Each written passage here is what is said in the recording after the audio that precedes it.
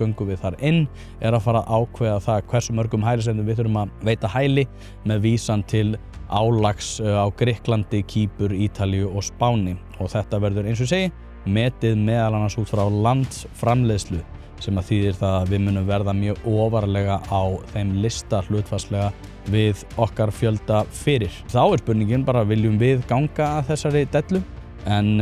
kannski þurfum við ekki að áhyggjur. Við getum alltaf líka átt þann kost að borga og við myndum þurfa að borga 20.000 evrur fyrir hvern þann sem að við þurfum að myndum neita að taka við. Við myndum þurfa að leggja kannski fram starfsfólk og búnað og eins og ég segi, þetta var samþykkt núna í júní á þessu ári fyrir 2 mánuðum og við myndum þurfa að taka við þessu batteríi, myndum við ganga þannig inn frá og með desember næstkomandi og þetta verður lagalega bindandi fyrir aðildarríkin. Þannig að já, ef við göngum inn í Evrópusambandið eða tökum skref í þá átt, sama hversu góðan aðildarsamning við fengjum, þá bara verði okkur að góðu. Góðan daginn og velkomin í þennan síðasta þátt Draghi skýrsluna. Þetta semst búið að vera núna með öllu 6 þátta sería og eins og ég nefndi við ykkur í síðasta þætti að þá var ég búinn að taka upp þennan þátt fyrir verslunarmannahelgi en vegna tæknilegra erfiðleika þurfti ég að taka upp þessar síðustu 2 núna eftir helgina. En eins og ég nefndi líka í síðasta þætti að þá ég pínu ánægður að það sé staðan því að atburðir síðustu helgi vörpuðu ljósi á frekar sérkennilega stöðu í íslensku samfélagi að mínu mati og þetta styrkir að mínu mati þau rök sem að ég var að færa fram í þeim þætti sem ég eins og segi var búinn að taka upp en aðeins búinn að breyta honum með tilliti til þess og líka aðrar hugdettur sem að ég var að sem að koma upp og það sem að ég að fara að tala um í dag eru sem sagt menningar og útlendingamál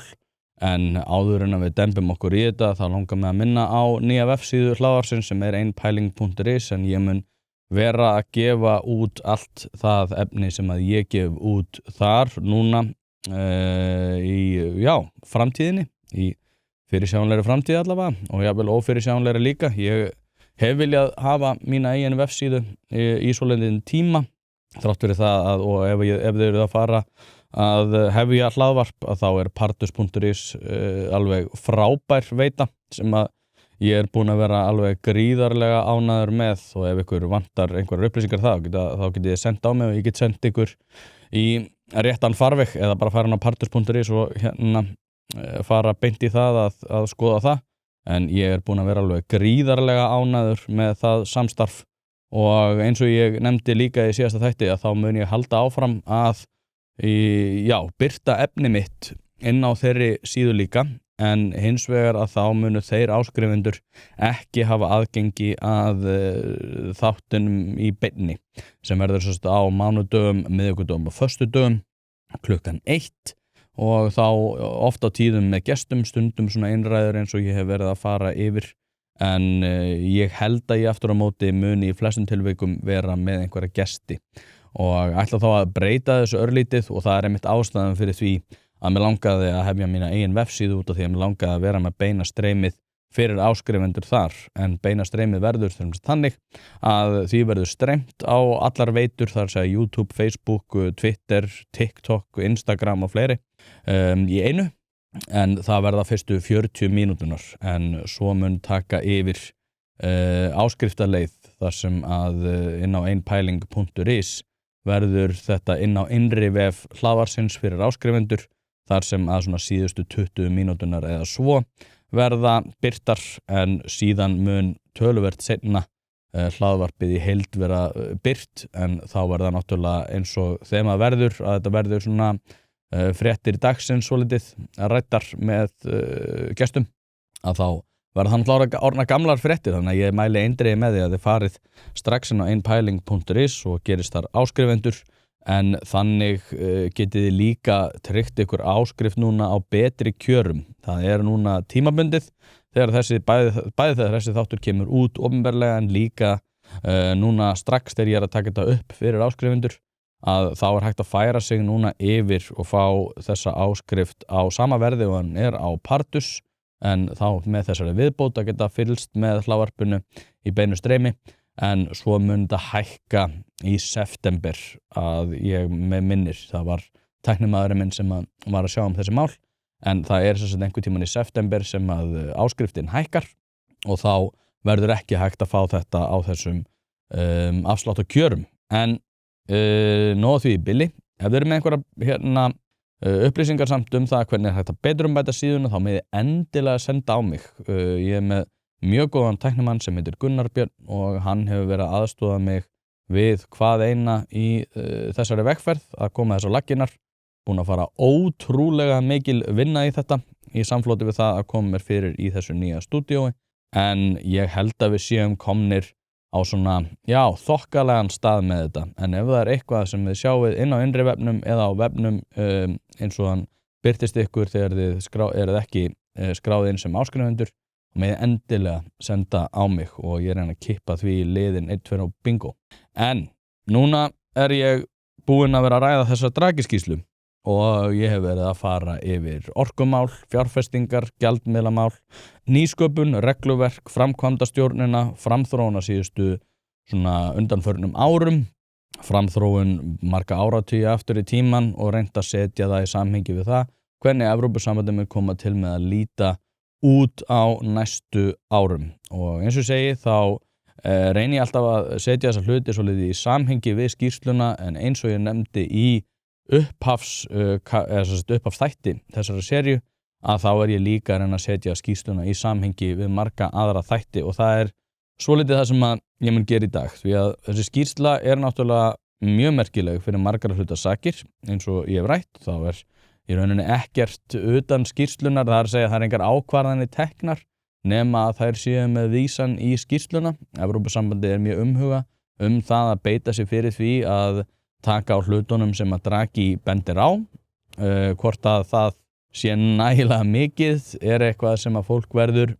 að meta fyrir sjálft sig, en ég tel aftur á móti að svo sé ekki. En það sem líka merkilegt það sem kannski minna rætt í skýrslunni eða eiginlega að engu leyti. Og Draghi gæti talið þetta vera kannski svona skýrslunni óviðkomandi, að útlendingamálin sé orðin stærsta pólitíska breyta sem að við kemur Evrópusambandinu og Evrópusambandsríkjum. Allir stærstu flokkarnir, við til og með setjum þetta bara í samhengi við fjölmarga þætti stjórnmálana, Geert Wilders, AfD, Marine Le Pen, í Írlandi líka núna flokkar að vaksa fiskur hrygg sem að svona, tölverð. Íranir náttúrulega svolítið sérstakir að þessu leyti að þjóðerniskenndin verulega sterk og það náttúrulega í svona sögulegu samhengi við það hvernig samband þeirra við Breta hefur verið, þar að segja England, og Skotar líka náttúrulega í þessu líka svolítið, eins og einhverju þekkja örugglega að þá náttúrulega 9. áratugnum var þetta mjög mikið togstreitu samband. En óhættu því, þá stærstu flokkar sem innan Evrópusambandsins, eða í þessu stærstu aðildarríkjum, að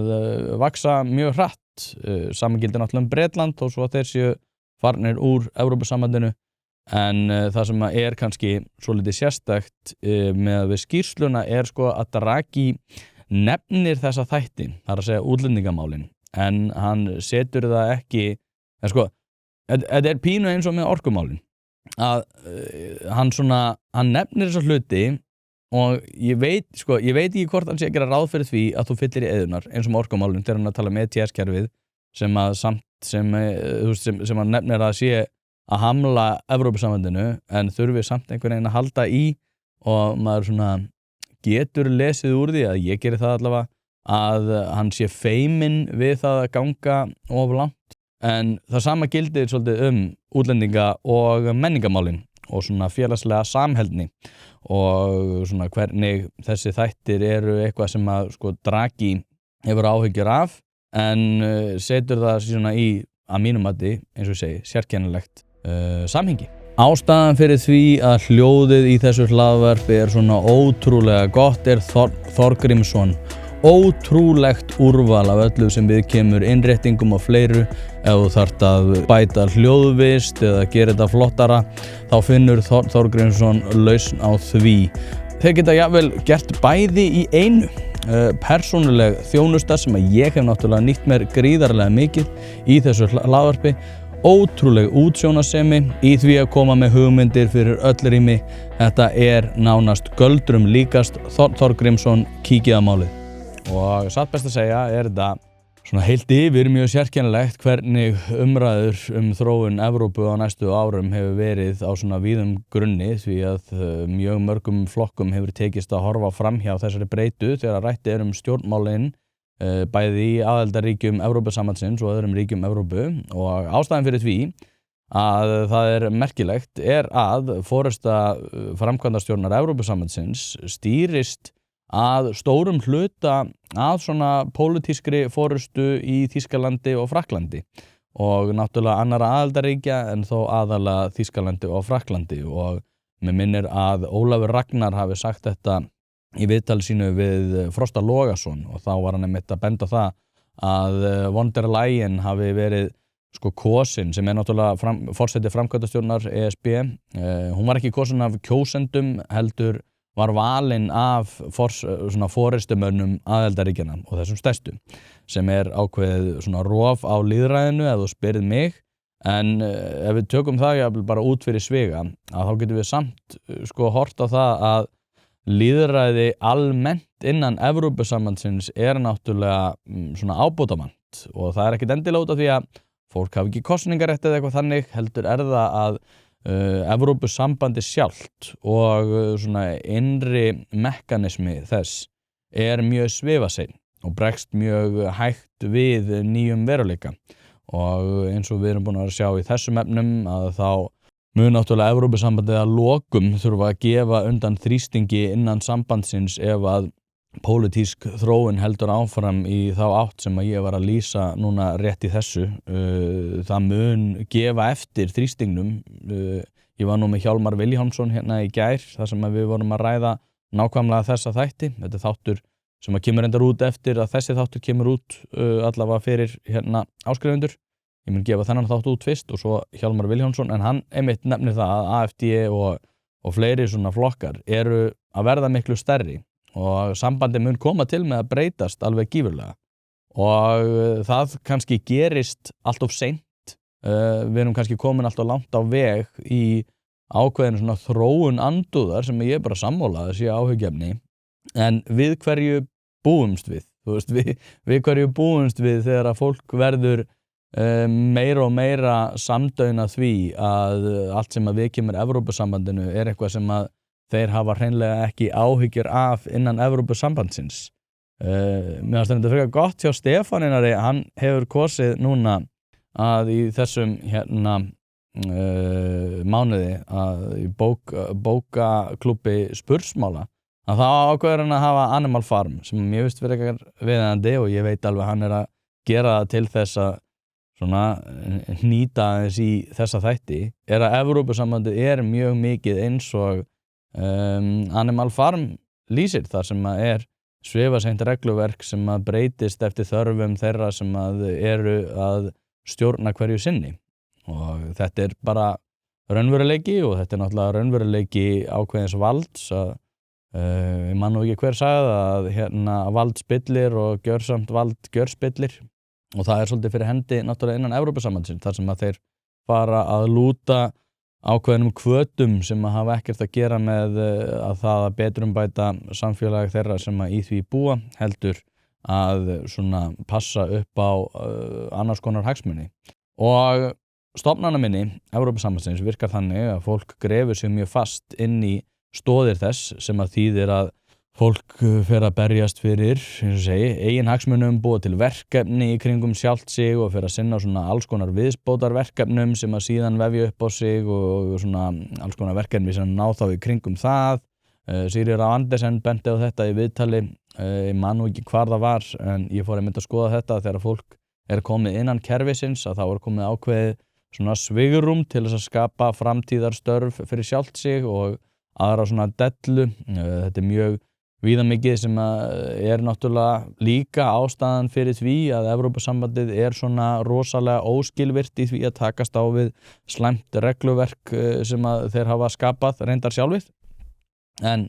eins og ég segi, þá ætlum við að einbeita okkur að útlendingamálum og mig langar samt að þið hafið þessa breytu í huga, bæði þessa pólitíska veruleika Evrópusambandsríkja en líka í því ljósi hversu svifaseint Evrópusambandið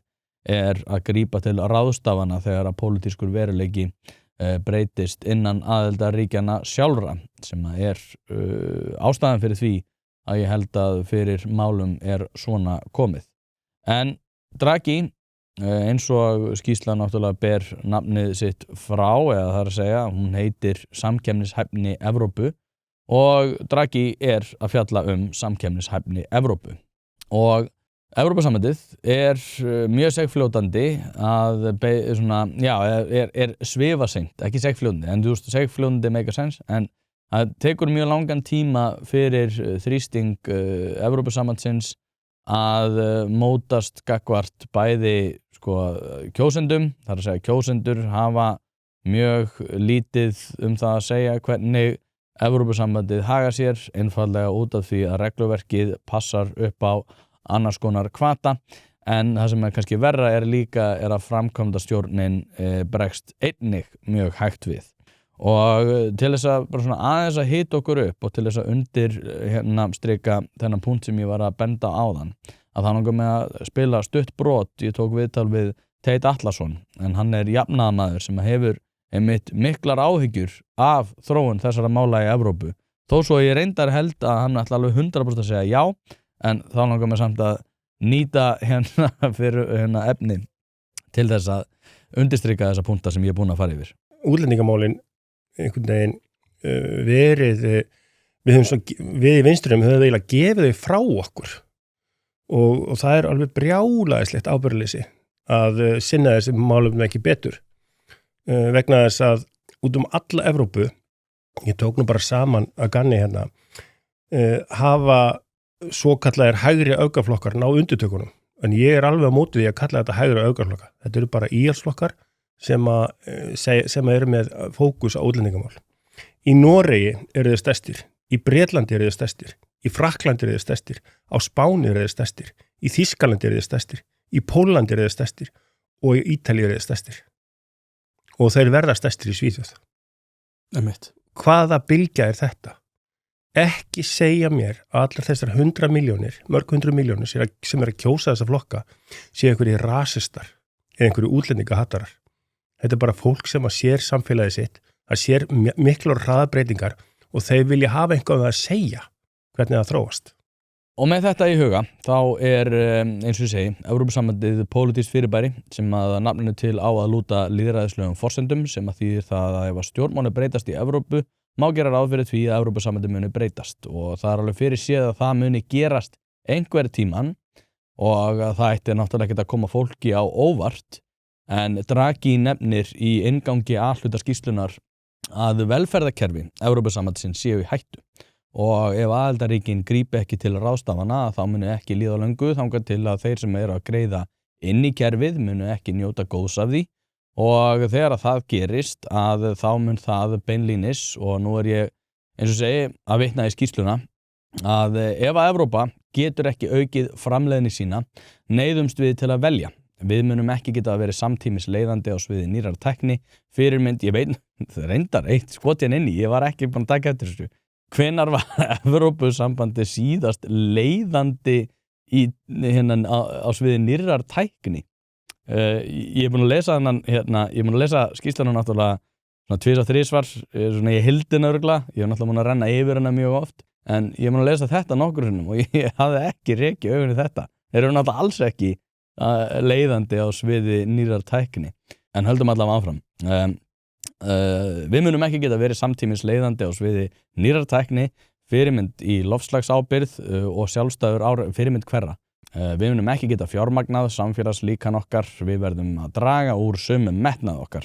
ef til vill öllum. Þetta tilvistarleg áskorun. Grunngildi Evrópu eru velmegun, jöfnuður, frelsi, friður og lýðræði í sjálfbæru umhverfi. Evrópusambandið til þess að tryggja að Evrópubúar njóti ávalt þessara grundvallar réttinda. Ef Evrópa getur ekki lengur tryggt íbúum sínum þau eða neyðist til að fórna einu þeirra til að varðveita annað, hefur hún glatað tilveru rétti sínum. Eina leiðin til þess að mæta þessari áskorun að auka hagvöxt og framleiðni leið og við varðveitum gildi okkar jöfnuð og félagslega þáttöku. Og eina leiðin til að verða afkastameiri að Evrópa taki róttækum breytingum og tilvitnun lýkur.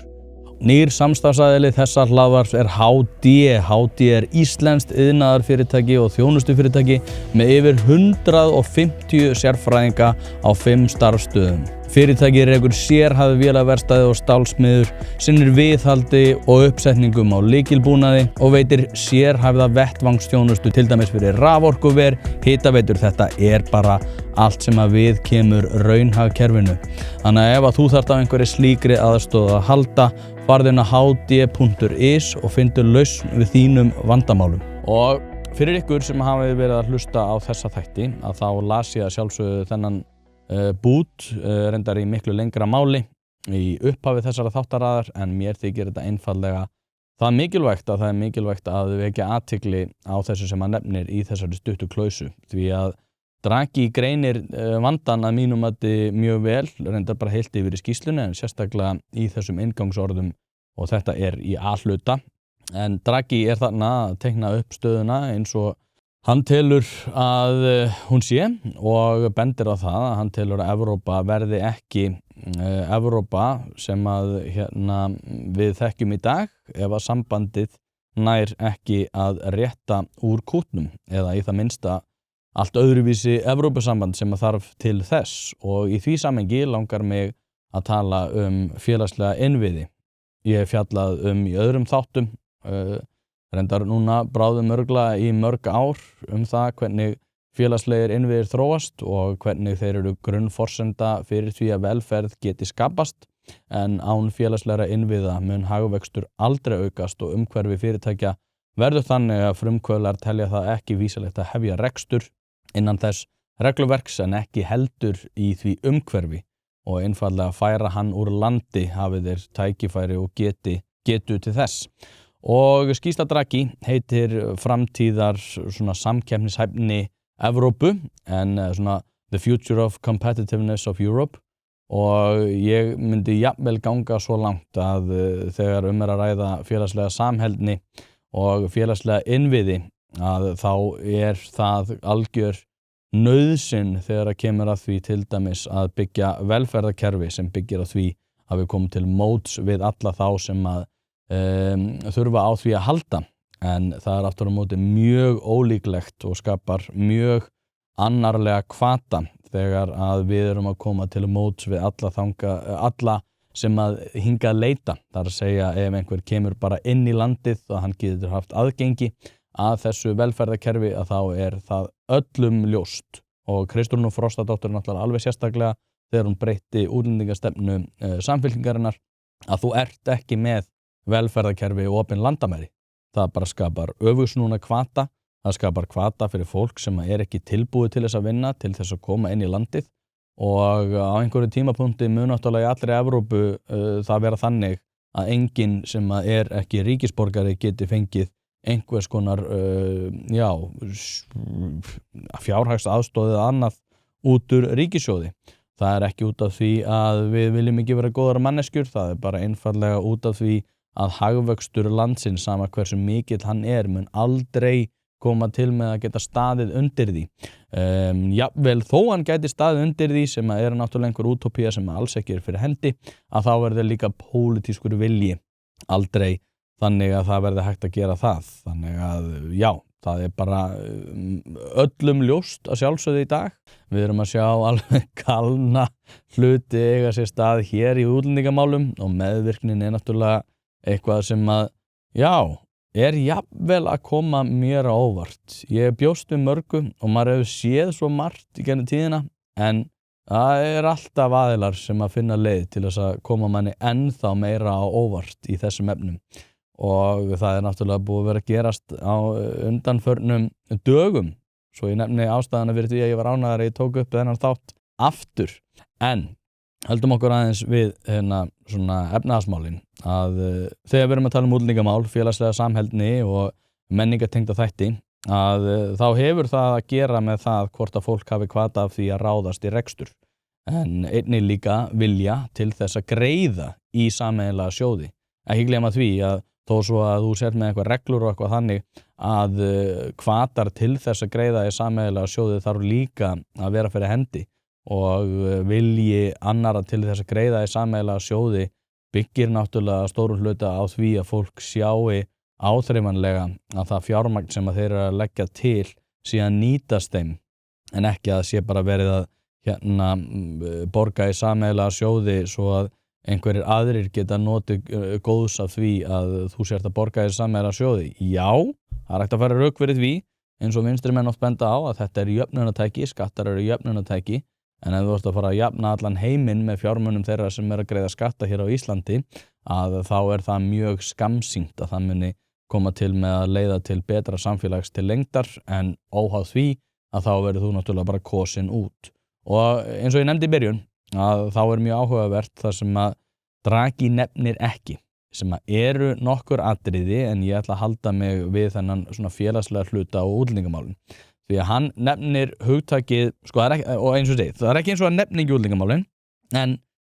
maður eins og ég segi, maður þarf svolítið að lesa á milli línana af því sem hann held ég langar að segja, þó svo ég vil ekki leggja orð í munn Mario Draghi, en hann nefnir aftur á móti útlendingamálin í ákveðnu samhengi en hann er auðvitað að forðast ákveðið samhengi og hann nefnir þetta hugtak, sko, social inclusion sem að hann notar í svona víðum og handahófskendum skilningi yfir evrópsk-gildi án þess þó að segja það beint. Hann notar það út frá forsendum svona efnahagslegs jöfnuðar en einnig þegar hann er að ræða pólitískt traust og hann nefnir hnattvæðinguna sem að hafi gert Evrópu að hluta til ónæma fyrir félagslegum afleiðingum hennar sem að hann ýjar að því að geti haft áhrif á það sem að hann einmitt nefnir sem er samfélagssáttmálinn sem að hann telur að þurfa að vera sterkur eða eins og hann orðar að svona strong social contract en útskýrir það að mínum að þetta ekki nægilega vel hvað þurfa að liggja baki fyrir því að sterkur samfélagslegu sáttmáli og samfélagssáttmáli sé annað til staðar til að byrja með. En það sem að hann telur að þurfi að gera til þess að bregðast við þessum áskorunum er að Evrópusambandið spyrji sig gríðarlega stóra spurninga og eins og hann orðar það þarf að gera það með því að klára að öllu leyti innri markaðinn sem að eins og segi þegar hann er að tala um þetta social inclusion og þetta er þannig í B-hluta, snemma í B-hluta, þetta getur gert bara control find á hérna og skrifa bara social contract þá kemur þetta upp og hann telur að með því að svona taka á innri markaðinum að þá sé einhvern veginn hægt að bæta úr þessu og þetta er eitthvað sem að Enrico Letta nefnir líka að það myndist svona ákveðið social inclusion með því að bæta innri markaðin þannig að það verður vörur, þjónusta, fólk og gjaldmiðlar en í ofanalag ákveðin svona rannsóknar eða svona samþætting rannsókna ákveðinu svona félagslegir innviðir sem eru þá líka svona þræddir inn í þennan svona samfélagssáttmála Evrópusambandsins. Þetta er svolítið sérstakt hvernig þeir báðir telja að þetta muni koma til með að leysa málin en þeir telja aftur á móti að hafi innri markaðurinn ekki verið náð svona fullkomnri getu að þá muni þessi hlutir ekki lagast og Draghi segir að þetta sé einmitt ástæðan fyrir því að Evrópusambandinu hafi ekki tekist að ná þeim markmiðum sem hafa að gera með vinnuaflið og að það sé ekki tilbúið til þess að færa sig set þegar það hentar markaðnum. Það er að segja að fólk sem er að vinna á ákveðnum svæðum er ólíklegt til þess að flytja til annarra landa í sama mæli og gengur að gerist í Bandaríkjunum. Þetta er auðvitað eitthvað sem að hefur heyrst hérna líka, þar sem að hagfræðingar hafa fært rök fyrir því að þrátt fyrir það að atvinnuleysi myndi koma til með að aukast hér á landi ef við tækjum upp til dæmis annan gjaldmiðil eða værum að tengja gjaldmiðlinn okkar við aðra gjaldmiðla og myndum ná svona meiri festu í efnahagsmálum að þá myndum við eins og hérna komið fram að þurfa að taka allar sveiflur út í atvinnuleysi eins og það viðurkennt en að það raunin hægt að leysa það með því að Íslendingar myndu bara fara úr landi til þess að sækja tækifæri og að það myndi rauninni jafna út stöðuna. Sama hvort við förum í ESB eða ekki, þá gríðarlega mikilvægt að við hugsum heilsuna. Þess vegna þetta hlaðvarp í samstarfi við heitirpottar.is þar sem að þú getur fengið heita pott, sánu, saltvatnspott, kaldan pott og allt sem að hugurinn getur girnst í þeim efnum. Þeir á heitum pottum láta einfallega draum þinn rætast með því að koma þínum útfærslum til leiða, sama hvort þú vilt gera þetta heima hjá þér, í sumarbústaðnum eða annar staðar að þá ferðu á heitirpottar.is. Eins og ég segi, opið alla daga. Og ég lofa ykkur því að þið verið ekki fyrir vonbrigðum. Og það áhugavert að velta þessum breytum fyrir sér, bara svona einum og sér. Byrjum á því að samfélagssáttmálinn náttúrulega mörguleyti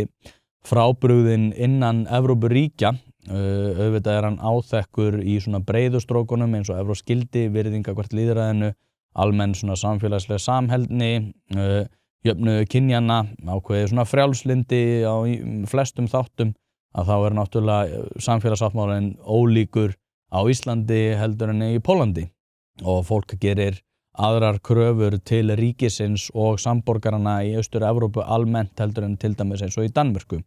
og menningarlega samt sem áður Pólland og Danmörk ekki það ólíka sko, menningar árekstrar komi upp í miklum mæli og þannig að þú veist, það að segja að þetta sé einhvern veginn ósamrýmanlegir þættir kannski of langt gengið. Þetta ekki eins og til dæmis menning í Mið-Austurlöndum sem náttúrulega algerlega ósamrýmanleg menningu Evrópu. En það sem að Draghi líka að segja að staðbundir svona menningarleg einkenni séu að standa í vegi fyrir framþróun Evrópu. Það að segja að Íslendingar sem ekki tilbúnir til þess að flytjast á milli landa þegar atvinnulífið að ýta þér í það í aðra hvora áttina að þá atvinnustefna stjórnvalda og efnahagsástandið ekki vandamálið heldur að vinnuaflið vandamálið. Vandamálið að þú ert ekki tilbúin að gera þetta. Þú ert vandamálið og þú átt að vera tilbúin til þess að færa þig set og fara með þína fjölskyldu yfir til meginlandsins þegar þú ert kannski komin á 50-aldurinn og það í rauninni þannig sem hægt að taka þessar sveiflur út og í rauninni búa til hagkvæmt ástand fyrir alla sem eiga í hlut og þetta sjónarmið og já, þetta í ríkara mæli í Bandaríkjunum en þetta strýkur allavega mér persónulega svolítið svona öfugt því að þetta ákveðin tónn, eins og segi, sumra hagfræðinga hér á landi og Mario Draghi í skýrslunni það að Evrópubúum sem að hugnast ekki að flytja úr sínu heimalandi þegar að atvinnulífið kallar á að það sé einhvern veginn sjálfstæður vandi og ef við myndum bara búa til nægilega mikið af hvötum til þess að fólk færi þá úr landi þegar það hentar að þá erum við einhvern veginn búin að leysa þetta. Þetta svona ákveðið, svo ég fá að sletta social engineering sem að ég bara einhvern veginn þetta strýkur mér öfugt, ég ætla bara að segja það. En það líka önnur hlið á þessu sem svolítið áhugavert í þessu tilliti og það snertir á útlendingamálunum sjálfum, það að segja því sem sjálfstæðri breytu. Því okkur hefur verið seldur sá veruleiki að til þess að takast á við vanda varðar seigfljótandi vinnuafl að þá hefum við geta tekist á við þann vanda með því að flytja inn fólk frá mjög frábrugðnum menningarheimum. Þetta svona, þetta alls konar, þetta bæði siðferðislega rétt, þar að segja að þú ert skuldbundin til þess, þú ert svona slegin, eða þú ert hýttur með ákveðnum svona vendi sem hefur að gera með það að þú ert hvítur og þá einhvern veginn, þá eiga þeldökkir meira inni hjá þér út af því að þú ert einhvern veginn hluti af þessari nýlendustefnu Evrópu svona 1800 til 1940 en líka nýlenduhyggju Bandaríkjamanna allt frá því að þeir voru með þræla yfir til, ég veit ekki, við getum nefnt ýmsdæmi, kannski Víetnamstríðið en svo svona upp úr og þá búið að vera samfara okkur það að við sem skuldbundin að taka við ýmsu fólki þrátt fyrir það að Ísland hafi náttúrulega ekkert verið að taka þátt í neinni svona vitleysu enda ekki með burði til þess. En ef þú ert ekki sannfærður það, þá er það líka sko til að bjarga öldruðum þjóðar því að Íslendingar eru að eldast og þá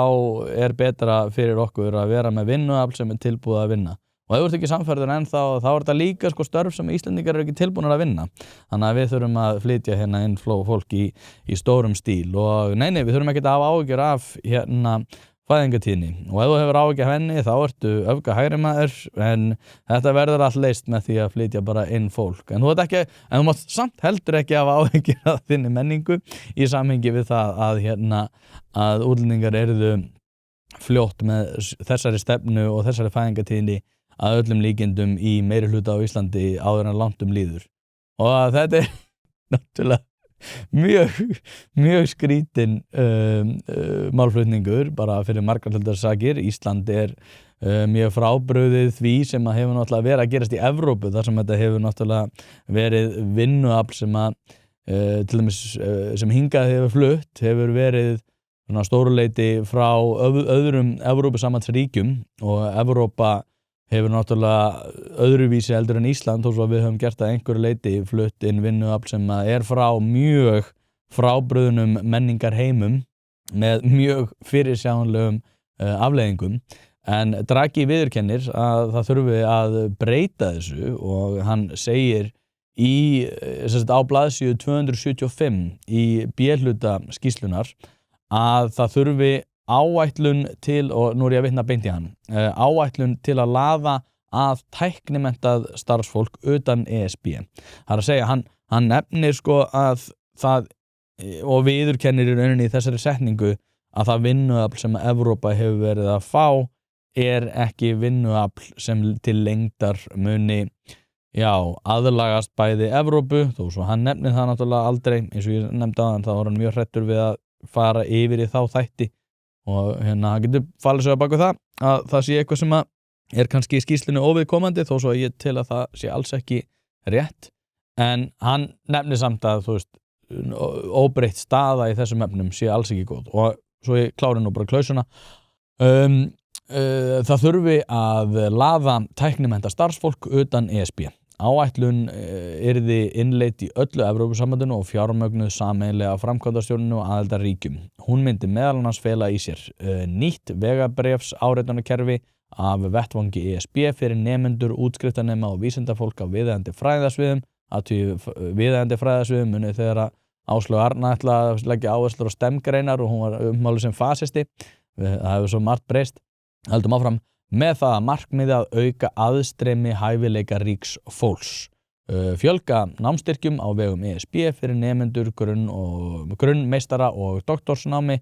til að auka aðstreymi hæfileika ríks fólks að einkum á sviði STEM-greina.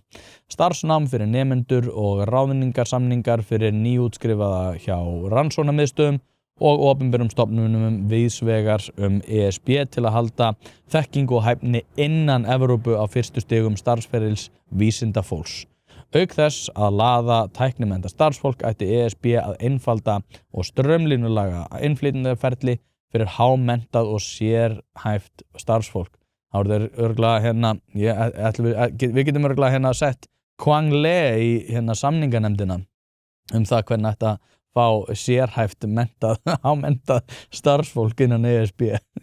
En hann klárar það með að segja meðal annars með hraðri afgreiðslu vegabréfs áritana og dvalarleyfa fyrir hæfa sérfræðinga til viðbótar við einfaldari innflytjendaferli ættu aðildarríkin að bjóða sérhæfðu og hámenntuðu starfsfólki eftirsóknarverð atvinnutækifæri og hreyfanleika áætlanir ESB svo sem bláa kortið. Ég veit nú ekki alveg hvað þetta bláa kort er, en það sem sagt auðveldar hæfu fólki utan ESB að koma til sambandsins fá dvalarleyfi og starfa. Og eins og ég nefni þá eru útlendingamálin sem eru stærst að breyta stjórnmála innan Evrópusambandsins eitthvað sem að Draghi eins og þið heyri þarna er mjög feiminn við að ræða. Það nefnir þannig að við þurfum að og í annarri klaus sem ég lesi þetta smá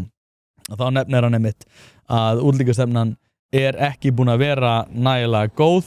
en að það þurfi augljóslega að breyta samsetningu þeirra sem að hingað leita og það bara sama eins og með orkumálin, hann kemur með ákveðin skilaboð það að það sé einhvern veginn hægt að bæta orkumálin í Evrópu en gagnrýnir þó, eða svona feiminn við, hann nefnir í breiðustrókum að það þurfi að breyta regluverkinu en feiminn við að segja nákvæmlega hvernig eigi að breyta því, kannski það bara kemur að því hlut framkvæmdastjórnar, ég veit það ekki, ég veit ekki hvernig hann hugsar þetta en eins og þegar ég var að nefna í orkumálunum þetta með delluna ETS-kerfið að þá hann auðvitað að benda á að það ETS-kerfið ekki sjálfbært og við höfum ekki að taka þátt í náttúrulega hér á Íslandi, það var algjörlega galið að setja það innan EES málana og við hefum náttúrulega átt að standa í lappirnar gagnvart í, en hingað erum við komin en svo höldum okkur við útlendingamálinu þá ætla ég að lesa aðra tilvitnun og þetta í A-hluta skýrslunnar og á blaðsíðu 26 Hlaðvarp í samstarfi við Bæjarins bestu pylsur, þetta auglýsir sig náttúrulega sjálft ef þú ert að fara að fá þér pylsu þá veistu nákvæmlega hvað þig langar í Bæjarins bestu pylsu það því ekki eftir neinu að bíða. Sölustaðir út allt land, þannig að endilega farðu og skelltu þessu hlaðvarpi í eyrun og farðu og fá þér tvíhleypu. Við viljum ekki láta sjá okkur á skítugum bíl og þess vegna mikilvægt að láta fagmenn sjá þetta. Alvörubón býður upp á persónulega þjónustu fyrir endingadrjúgt lakk og flottari bíl. Farðu inn á alvörubón.is eða einfallega rendu bara við. Þú munt ekki sjá eftir því og þú munt renna á flottari bíl heldur en flestir aðrir í umferðinni. Sögulega hefur vöxtur vinnuafls verið mikilvægur drifkraftur hagvaxtar í öllum helstu hagkerfum. Samhliða stöður í fjölgun fólks á vinnualdri. Í ESB hefur hins vegar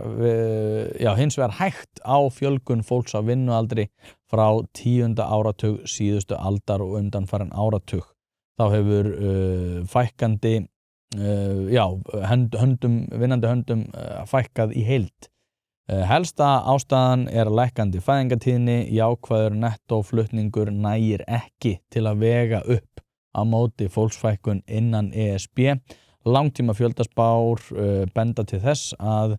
íbúum ESB muni halda áfram að fækka. Þessi þróun ólík þeirri sem gert ráð fyrir í Bandaríkjunum. Það sem búist við áframhaldandi fólksfjölgun næstu áratugina, þótt hægja muni á henni líka. Og enn og aftur Draghi að tala í kringum hlutina eins og þið heyrið í þessari klausu, allavega að mínu mati. Og það hefur að gera með þennan pólitíska veruleika og menningalega þætti. Í gær fjallaði ég í beinu streymi hlaðvarpsins ein pæling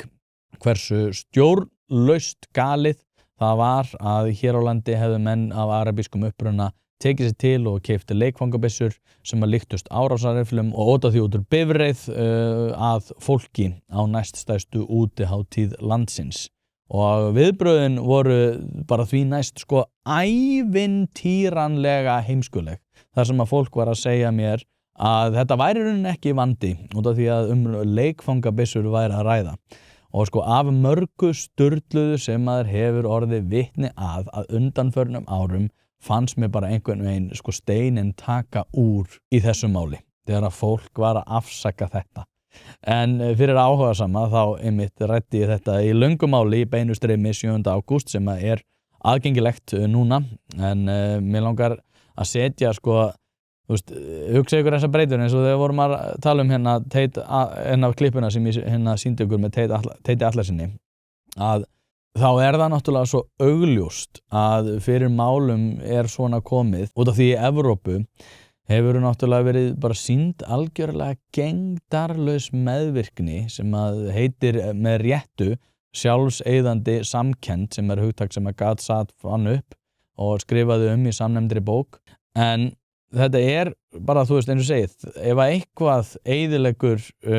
menningu og menningalega samheldni, félagslega samheldni og félagslega innviði, þá það svona meðvirkni gagnvart svona gegndarlausri þvælu. Og ég ætla að spila fyrir ykkur annað myndband sem að svolítið tengir alla þessa punta sem að ég búin að nefna og þetta Christopher Hitchens að ræða nákvæmlega þessi mál fyrir löngu síðan. Ég held að þetta sé árið 2007 eða 8 ég í nokkuðum. Ég mun setja hérna hlekk á heildarmyndbandið í hérna lýsingu á þessum þætti, en þetta sem sagt Christopher Hitchens að bregðast við áþekkri dellu og við höfum orðið vitni af út af leikfangabissum á næstæstu útihátíð á Íslandi. I have no time for oppressive religion of any stripe, but I think you are well aware of the long history of crimes committed by the British government in Iraq, the United States government in Vietnam, and today in Iraq and Afghanistan. And I'm wondering how you can possibly say that it is Western civilization, the civilization of the colonizers and the oppressors, who do it all, of course, in the name of liberation and democracy, how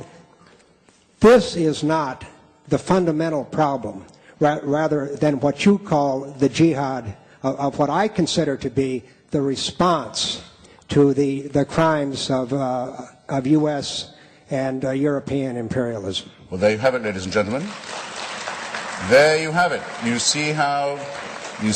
far the termites have spread and how long and well they've dined. When someone can get up and say that in a meeting of unbelievers, that the problem is Western civilization, not the Islamic threat to it. That's how far the termites have got. Now, as a matter of fact, sir, I could have asked that question 50 times better than you did and answered it 50 times as comprehensively. If you like, I can, without conceit, refer you to a biography of mine of Henry Kissinger. That is a compendium and anthology of the war crimes committed by the United States and its allies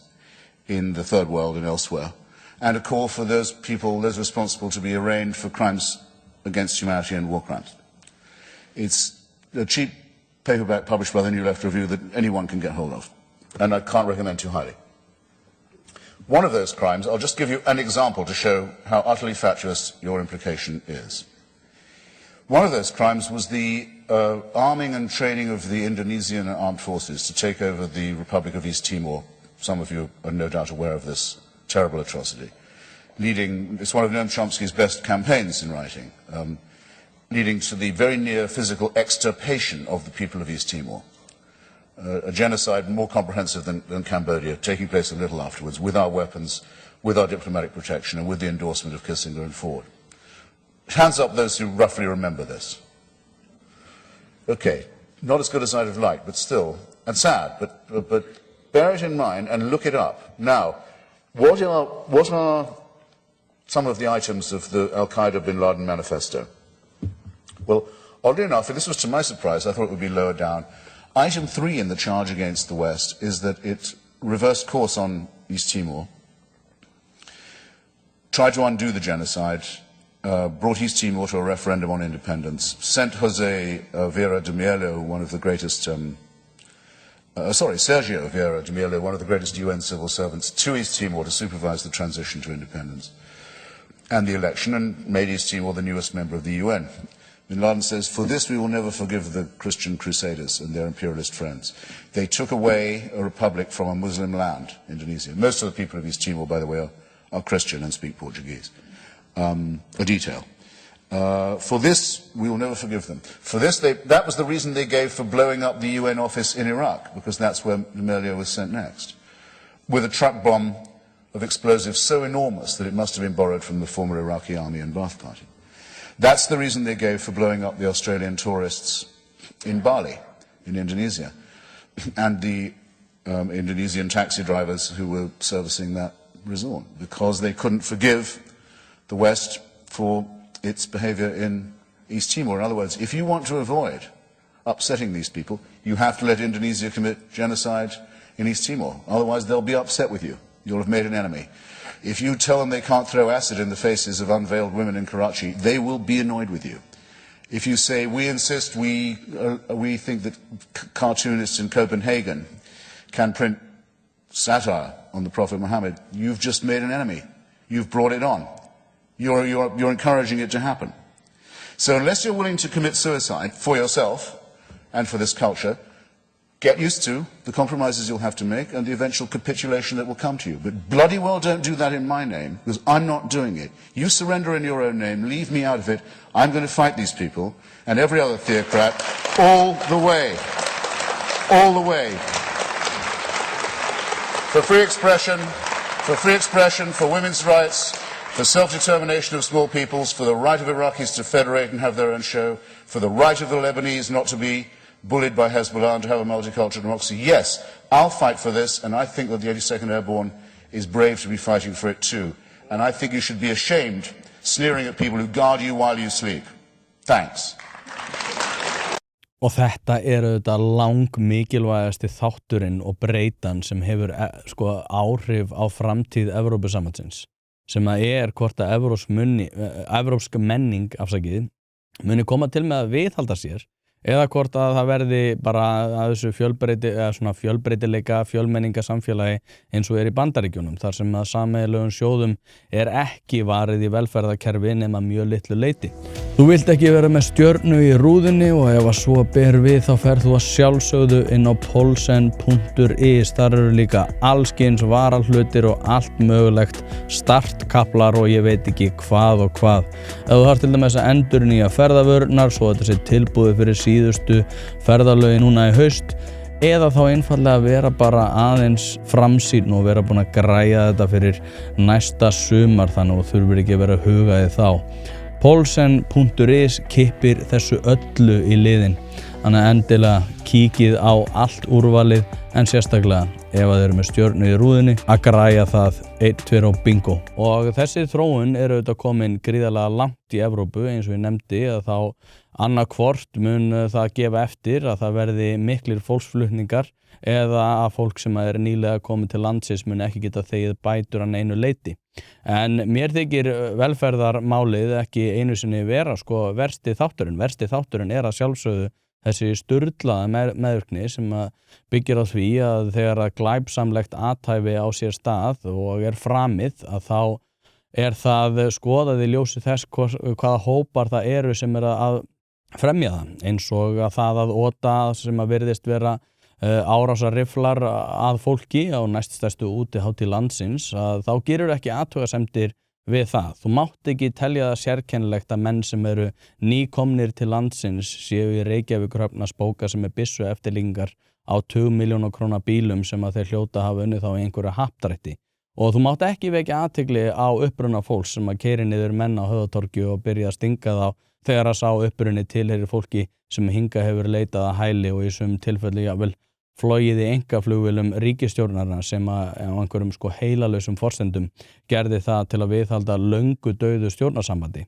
En þetta veruleikinn sem að við höfum skapað og reyndar síðasta ríkisstjórn skapaði að stórum hluta, en í síðasta þætti að þá ræddi ég einmitt líka framkvæmdastjórnina og framþróun hennar í samhengi við þessi mál, og mig langar að fara aðeins dýpra í þetta út af því að eitt mikilvægt atriði hérna hefur einmitt að gera með það hvernig hún hefur ákveðið að haga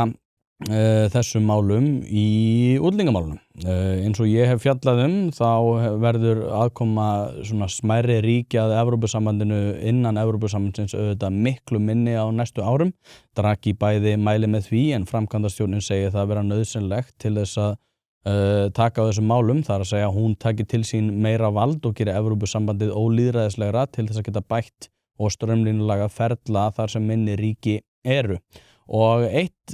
ríki hefur verið sérstaklega áberandi í útlendingamálum, en það eru Ungverjar sem að lengi vel voru málaðir upp sem einhverjir fasistar, en flestir gera sig grein fyrir því að þeir hefðu réttu að standa frá upphafi. Árið 2015 þá reistu þeir girðingu á landamærum sínum við Serbíu og settu upp það sem heitir svona transit zones, þar sem að hælisleitendur voru geymdir þangað til að mál þeirra voru afgreidd, svolítið eins og við erum að gera núna í dag með móttökustöðum.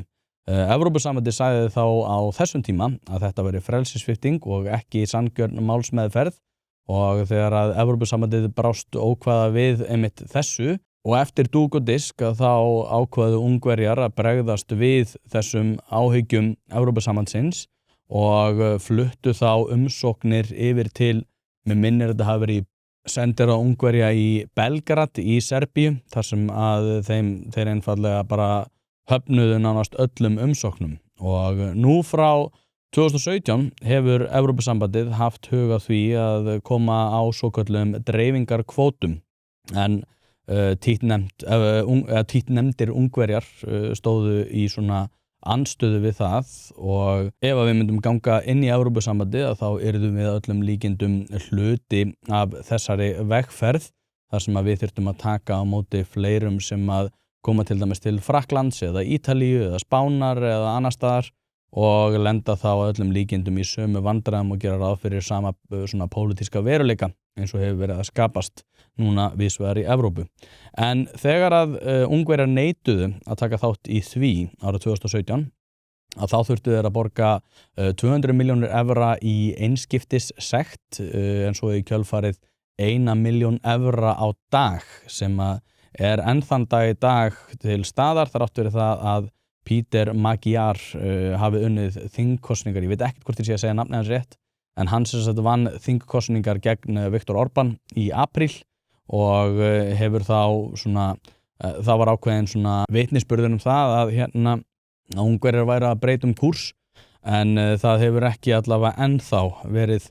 áhugi Ungverja á því að breyta þessu og þeir eftir því sem að mér best skilst eru ennþá að borga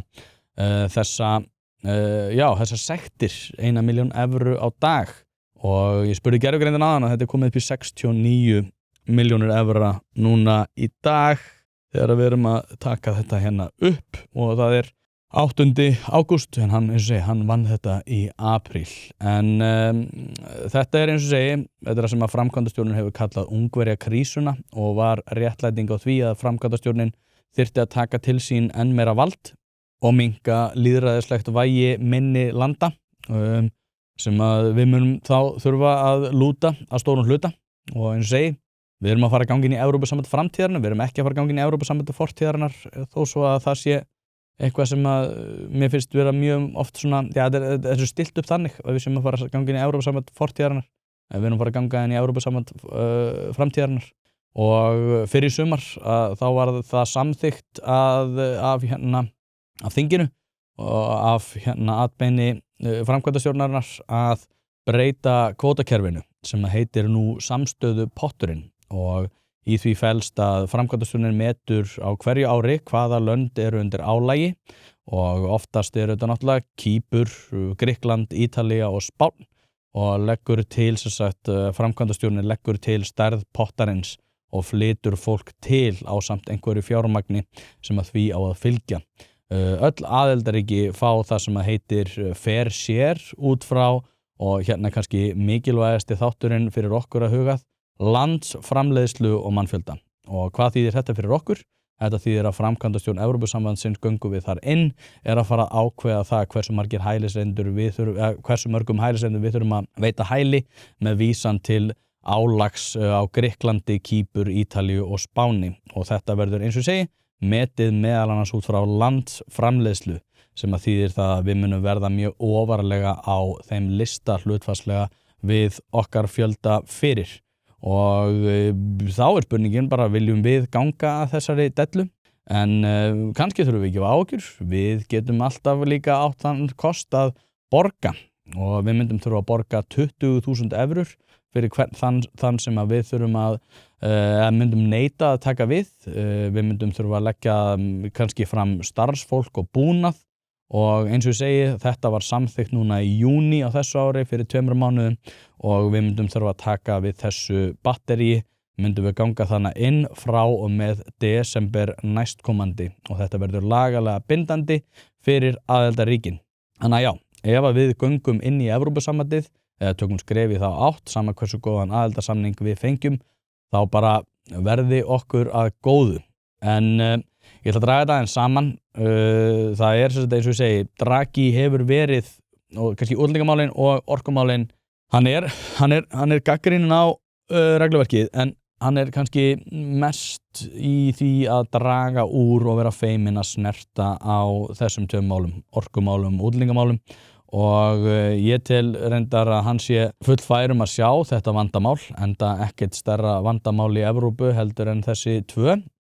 orkukrísan að mínum að minni en kannski á pari en Það sem líka í þessu að hlutinir hafa breyst svo ótrúlega hratt að undanförnu að það mjög erfitt að sjá fyrir hvernig Evrópusambandið mun koma til með að nákvæmlega líta út á næstu árum. Og ég hef persónulega aldrei verið mótfallinn því að við göngum inn í Evrópusambandið, það að segja einhvern veginn svona í einhverju harðari andstöðu, en það að ganga inn í það á þeim stað sem að það viðurkenni nú að sé á mjög sérkennlegt. Viðurkenna einfallega að þeir eru með allt niður sig á nánast öllum sviðum og mér þykir að vera glapræði að segja já í ágúst út frá þeim forsendum og þess vegna ætla ég persónulega að segja nei í ágúst. Orkumálin munu ekki koma til með að lagast á næstu árum miðað við fyrirliggjandi forsendur. Ungt fólk verður ólíklegra að eignast húsnæði, göngum við þarna inn og já, kannski fáum við einhvern stöðuleika ef við myndum að lokum öðlast evru sem að væri töluvert langt í nema við myndum sjálf taka á okkar málum að sjálfsögðu, en þá þurfum við að horfa til þess af hverju verðbólgu markmiði til dæmis 2,5% yfir höfuð, en það út af því að við viljum að sjálfsögðu ekki verðbólgu en við viljum heldur ekki stöðnun sem að oft hin hlið þess skilding sem að stöðuleiki En ástæðan fyrir því að ég hóf þessa þáttaseríu þetta samkeppnishæfnin,